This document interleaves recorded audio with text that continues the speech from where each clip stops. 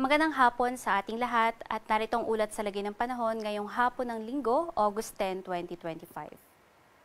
Base sa ating latest satellite animation ay patuloy pa rin yung epekto ng southwest monsoon o hanging habagat na siya nagdadala nga ng mga pulu-pulong mga pag-ulan dito sa may kanlurang bahagi ng Luzon.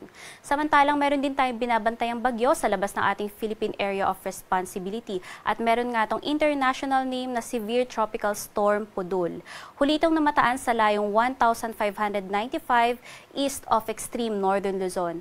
Meron itong taglay na lakas ng hangin na maabot ng 110 kilometers per hour malapit sa sentro nito at mga pagbugso naman ng hangin na umaabot ng 135 kilometers per hour. At patuloy itong kikilos pakanluran o westward sa bilis naman yan na 20 kilometers per hour. At base nga sa ating analysis ay maaari na itong makapasok sa loob ng ating Philippine Area of Responsibility mamayang gabi o bukas ng madaling araw. Kung mangyayari yon ay papangalanan na natin siyang si Bagyong Goryo, ang ikalawang bagyo sa buwan ng Agosto. Base naman sa ating latest forecast track, patuloy nakikilos itong si Bagyong Pudol ng Pakanluran hanggang sa makapasok ito ng ating Philippine Area of Responsibility maaari ngayon mamaya o bukas ng umaga. At pagkapasok nga nito ng PAR ay maaari pa itong mas lumakas pa at umabot na nga ng kategoryang typhoon. At sa nakikita din natin, kaya pakanluran ang kanyang direksyon dahil merong high pressure area dito sa may silang parte ng Japan na nakakaapekto sa kanyang track. Pag sapit naman ng Martes ay kikilos na ito ng mas hilaga pa or pa west-northwestward hanggang sa makalabas ng ating Philippine Area of Responsibility Miyerkules ng gabi o Huwebes naman ng umaga. At sa nakikita nga natin ay maaari pa itong dumaan sa kalupaan ng Taiwan bago ito tuluyang maglandfall dito sa may silangang bahagi ng China.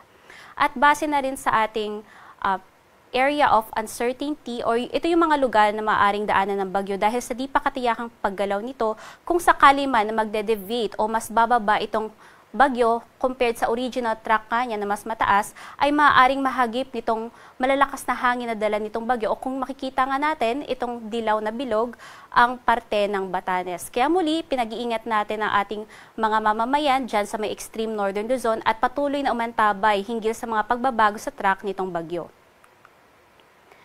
Dahil nga laganap pa rin ang mga pulu-pulong mga pag-ulan, pagkidlat at pagkulog sa buong bansa, ay patuloy pa rin yung pag-i-issue ng ating PAGASA Regional Services Division ng mga thunderstorm advisories at warnings. Kaya inaanyayahan natin ang ating mga mamamayan na bisitahin ang ating website sa panahon.gov.ph upang malaman ninyo kung ano ang mga warnings or advisories na meron sa inyong lokalidad. Sa magiging lagay naman ng panahon bukas ay asahan natin na dito nga sa may kanlurang bahagi ng Luzon, kasama ang Ilocos Region, gayon din sa may Batanes at Babuyan Islands, ay mas gaganda na nga ang panahon. At sa buong kapuluan ng Luzon ay makararanas lamang ng mainit at malinsangan na umaga hanggang tanghali, ngunit pagsapit ng hapon ay magkakaroon na ng makulimlim na kalangitan at mga pulu-pulong mga pag-ulan, pagkidlat at pagkulog. Ang temperatura nga dito sa may Metro Manila ay aabot mula 25 hanggang 32 degrees Celsius, samantalang sa Legazpi, aabot naman ng 25 to 32 degrees Celsius. Sa may Lawag, aabot din ng 25 to 32 degrees Celsius at sa Tuguegarao, bahagyang may kainitan at aabot nga ng 25 to 34 degrees Celsius. Sa may Baguio City, 17 to 25 degrees Celsius at sa may Tagaytay, 23 to 31 degrees Celsius. Ang magiging panahon naman dito sa may Puerto Princesa at Kalayaan Islands ay halos magiging mainit at maalinsangan din sa umaga at magkakaroon ng tsansa ng mga panandaliang mga pagulan, pagkidlat at pagkulog sa hapon at gabi. Ang temperatura din ay bahagyang may kainitan na abot nga yan ng 26 to 33 degrees Celsius sa Kalayaan Islands at 25 to 32 degrees naman sa may Puerto Princesa. Dito naman sa may Kabisayaan at Mindanao ay asahan din ang bahagyang maulap hanggang sa maulap na kalangitan at mga pulu-pulong mga pagulan, pagkidlat at pagkulog dala ng localized thunderstorms. Ang temperatura sa malaking bahagi ng Visayas ay aabot mula 26 to 32 degrees Celsius. Dito naman sa may Zamboanga, 26 to 33 degrees Celsius, samantalang sa Cagayan de Oro, 24 to 32 degrees Celsius at sa may Davao, aabot ng 25 to 33 degrees Celsius. Sa magiging lagay naman ng ating karagatan, wala tayong nakataas ng gale warning sa alinmang parte ng ating dagat. Ngunit, Inaabisuhan natin yung ating mga isda at maliliit na sasakyang pandagat na mag-ingat sa mga offshore thunderstorm o ito yung mga pagkidlat at pagkulog na mga nangyari sa karagatan dahil maaari ito makapagpataas ng alon hanggang sa 1.5 meters o halos kasing taas ng isang tao. Sa magiging lagay naman ng panahon, sa susunod na 3 araw, dito sa mga piling syudad sa May Luzon, ay asahan natin na sa May Legazpi City ay magiging maganda pang panahon bukas. Ngunit pagsapit ng Miyerkules, ay doon na mas dadalas ang mga pagulan, pagkidlat at pagkulog, lalong-lalo pagdating ng Huwebes dahil yan sa epekto ng southwest monsoon o hanging habagat. Samantalang dito naman sa Metro Manila at Baguio City, patuloy pa rin yung mainit at maliwalas na panahon sa umaga at tanghali at mga pulo-pulo mga pagulan, pagkidlat at pagkulog pagsapit ng hapon hanggang gabi. Ang agwat ng temperatura sa Metro Manila ay aabot mula 24 hanggang 33 degrees Celsius. Sa may Baguio City, aabot ng 17 to 26 degrees Celsius, samantalang sa Legazpi naman aabot ng 25 hanggang 33 degrees Celsius.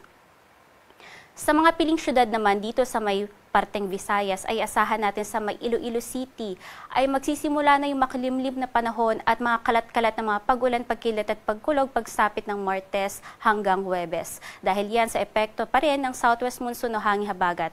Samantalang dito sa Metro Cebu at Tacloban City, magiging magandang panahon hanggang Martes, ngunit pagsapit din ng Miyerkules hanggang Huwebes ay patuloy na yung mga kalat-kalat na mga pag-ulan at matataas na tsansa ng mga localized thunderstorms.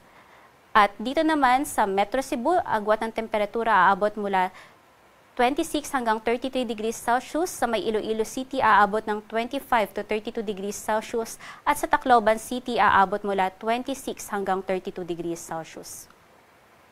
Sa mga piling lugar naman, dito sa Mindanao, sa may parte ng Zamboanga City, aasahan natin yung makulimlim at matataas na tsansa ng mga pag-ulan pagsapit ng Martes. Dahil yan sa epekto pa rin ng southwest monsoon o hanging habagat. Samantalang sa Cagayan de Oro, maganda at mainit ang panahon hanggang Martes, ngunit pagsapit ng Miyerkules ay mas tataas na yung tsansa ng mga pag-ulan. Sa Metro Davao, patuloy pa rin yung magandang panahon, mainit at malinsangan, at meron lang tsansa ng mga pulo-pulo mga pag-ulan, pagkidlat at pagkulog. Agwat ng temperatura dito sa Metro Davao aabot mula 25 hanggang 33 degrees Celsius. Sa may Cagayan de Oro aabot ng 24 to 32 degrees Celsius. Samantalang dito sa Zamboanga City aabot ng 25 hanggang 33 degrees Celsius. Dito sa Kalakhang, Maynila, ang araw ay lulubog ng alas 6:22 ng gabi at sisikat naman ng alas 5:41 ng umaga. Manatiling may alam sa lagay ng panahon at bisitahin ang aming social media pages, gayon din ang aming YouTube at isearch lamang ang DOST Pag-asa. At para sa mga karagdagan pang impormasyon ay bisitahin ang aming website pagasa.dost.gov.ph, gayon din ang aming isa pang website panahon.gov.ph. At yan po ang latest mula dito sa DOST Pag-asa Weather Forecasting Center. Charmaine Varilla, nag-uulat.